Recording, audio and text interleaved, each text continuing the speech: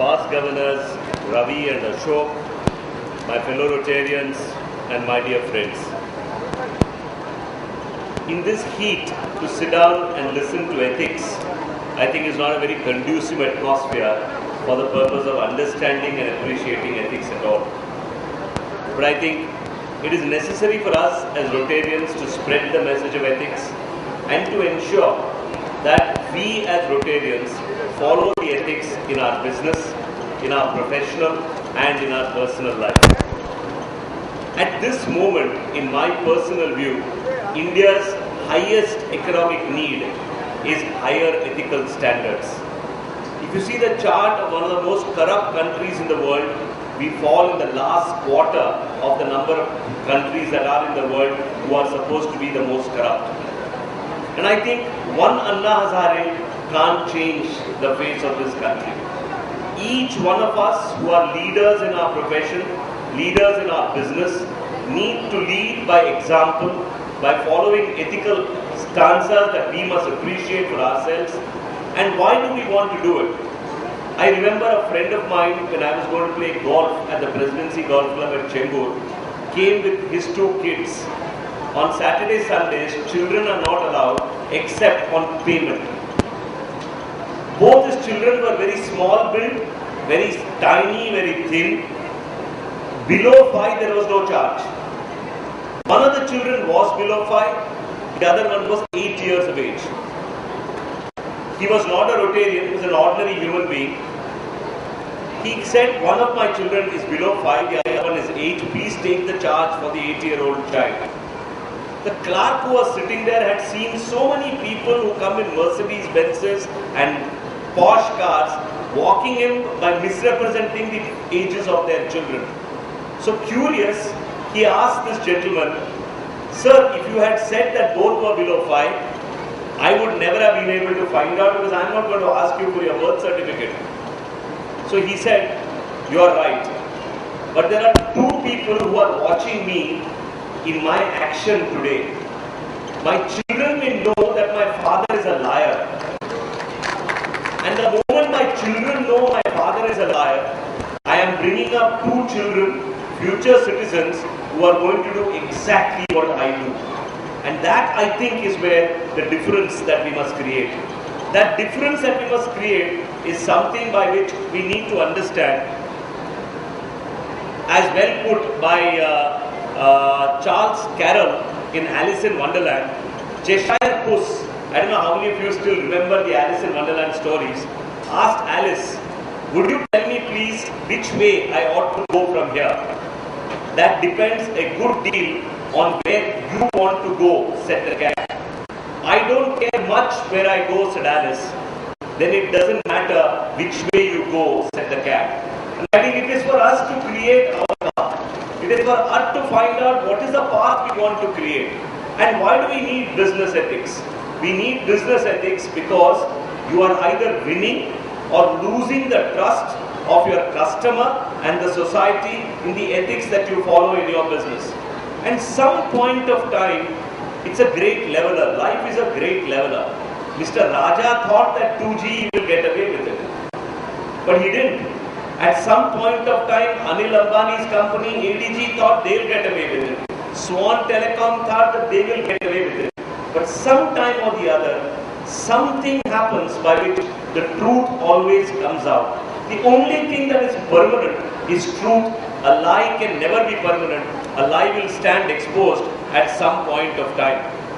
And there is one thing, my friends, if we as Rotarians are going to just sit by, stand by, light a candle because the press is around and the television is around and because Anna Hazare's movement is taking place in Delhi, and after that sit back over a glass of beer or wine or chai, whatever is your poison, and say, oh, मैंने मेरा काम कर दिया, तो कुछ काम हुआ नहीं है, शुरुआत भी नहीं हुई. All that is necessary for the triumph of evil is that good men like you and me do nothing about it. And the moment we do nothing about it, all that will triumph will only be evil. I still remember what Gandhiji said, and I think he said it so well. The earth provides enough to satisfy every man's need, but not every man's greed. I think we must all be grateful to the Lord when we do service, do matching grant projects in Rotary, lend a hand to serve, try to bridge continents to make service. That when we lend that hand, we realize how much better we are, how much better the Lord has made us to be.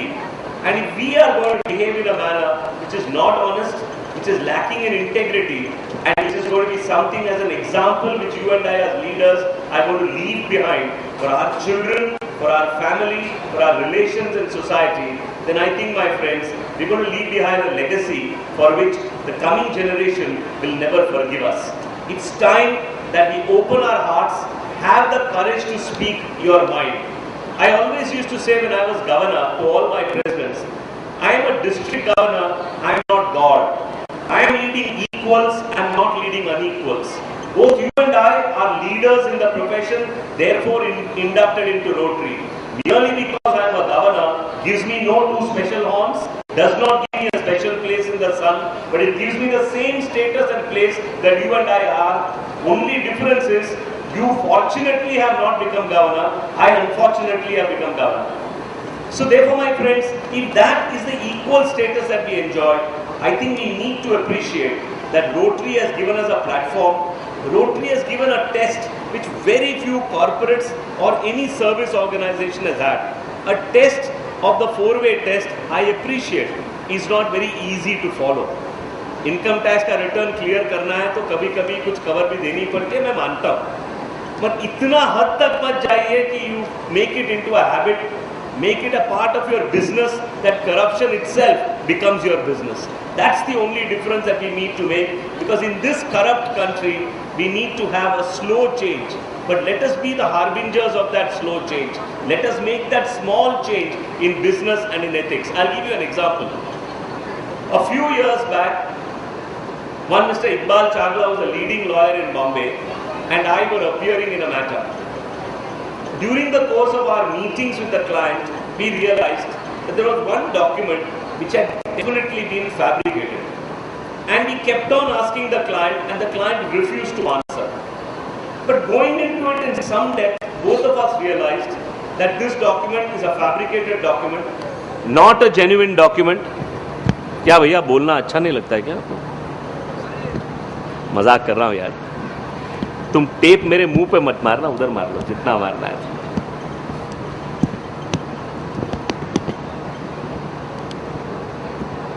Mr. Chagla called me up in my office and said, Raju, please come, take a very crucial decision.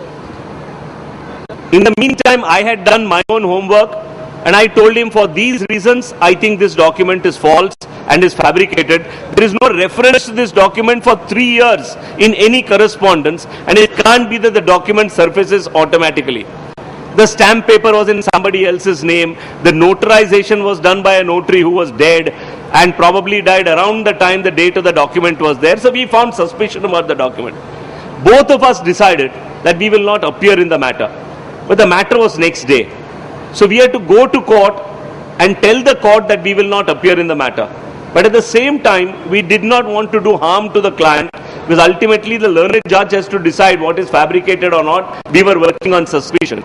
So we told him, the client, we are returning. It is a large corporate house, a leading corporate house in India, who stopped briefing Mr. Chagla and me after that matter. But we have no regrets, because the God is great. He gives you what you deserve, and you will get only what you deserve. You will never get more than what you deserve, however much you may crave for it.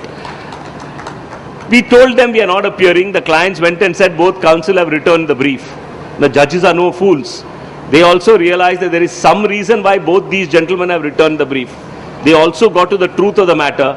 That industrialist was convicted for forgery of a document. And the point what I am trying to make is, we did what we thought our conscience was clear. We also protected the client by not going and telling the court that this is a forged document, but allowed the court to do its own decision and judgment on the matter. What I am trying to tell you is this, my friends. It is this that we must inculcate in ourselves. Don't harm others, but at the same time, stand up for what is. My friends, it is necessary for us to realize that if we do not protect ethics today, then I think we are going to go wrong in the next generation. I see a couple of young people sitting here. To you, my only message, young girls, is that ensure that whatever you do, never compromise on your principle and your conscience. The day you compromise on your principle and your conscience, that day will be the beginning of your end. You may have money, but you will not get respect. You will have enough wealth, but people will look upon you as a person unfit to be a part of social society. And I think that is not the status that you need, because money can never buy you a father, mother, love and respect. That only your actions can, nothing else can ever give that to you. It is very rightly said, management is doing things right, leadership is doing the right things. It's not my quote, it's Peter Drucker, who's a leading management consultant, who has said this. And what does he mean by it? We as leaders, who call ourselves leaders to be in Rotary, as members of Rotary, must give the direction to those where we work, in our place of work, amongst our Rotarians, and most importantly, to the youth of this country whom we serve under now the new generation Community Service 5 as a new generation, which is a new avenue created, and more importantly, to the community that you go to serve. I don't know how many of you remember elections. All of us remember, vote used to be purchased. Today the man is very clever. He takes the money but votes for whoever he wants to. That, I think, is also an ethical practice, because these chores have to be deprived of their money. It's part of socialism. Let the money go to a poor man, but he exercises right of franchise by voting for a candidate who thinks is right. The only problem is both sides are equal chores. वो चोर और घंटी चोर में फर्क ज़्यादा पड़ता नहीं है.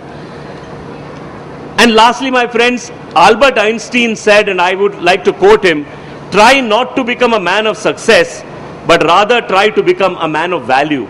The moment we are people with values, I think that is the day when ethics will truly flourish. And if we need to see this country, my friends, as a rich, powerful, glowing country, which everything that this country has, people who are intelligent, people who are hardworking, people who have the capacity to deliver, the only thing that has gone wrong is you and me together having failed the future generation by being corrupt in our mind and in our actions. And I think if that business ethics we do not get into ourselves, that I don't mind losing 5 rupees, but let me be ethical in what I do, because ultimately, दोस्त, जो भी आप करोगे, अगर आपको ये पैसा आना है, तो कोई आपको रोक नहीं सकता. आप कितना भी सोचोगे मुझे अंबानी बनना है, बनने की कोशिश मत कीजिए. It's better to be an Infosys Narayana Murthy than anybody else. But yeah, I'm being honest. Otherwise, you have the Swan Telecom and everything else, sending one shoe to one country and another shoe to another country for the purpose of export, and it's selling your license thereafter. Money can get you, but where is the respect? You ask a young man today, when I'm a trustee and a secretary of a large educational institution in Bombay. In our management college, when we had a seminar, a question was asked by a managing director of a company called Keval Handa of Pfizer. He asked the students, I'm giving you 5 choices. Which company will you take? One was the Dhirubhai Ambani group, that now the 2 groups. He gave the choice of Infosys, he gave Tata's, and he gave Hindustan Lever. Except one person, nobody wrote the name of either of the Ambani companies. Now what is the point? You have money, Mumbai Indians can win the championship, but ultimately where is the respect? And ultimately, my friends, that is the bottom line. And I think we as Rotarians, initiators in Rotary for Service, people who believe in service, must give to our youth a future that they will believe in, they will cherish, and they will realize what a wonderful country we are. And how do we do it? Let's get back our sanskar. I think all of us are into Saas Bhi Kabhi Bahu Thi. I think the sanskar is not Saas Bhi Kabhi Bahu Thi, not Ekta Kapoor. The sanskar is within us. And if we generate that sanskar within us, I am sure that business ethics, ethics in social, personal life will automatically come to the fore. I have a lot to speak to you, but I think I'm really worried about missing my flight. But it's only 12:30. I can still take a few minutes off you. Unless you want me to stop. You want me to stop? It's very warm, so I don't mind. No, I'm not going to listen to any of you. There are 2 young people who say don't stop. And that really enriches me to speak to you. Friends, it is said, to see what is right and not to do it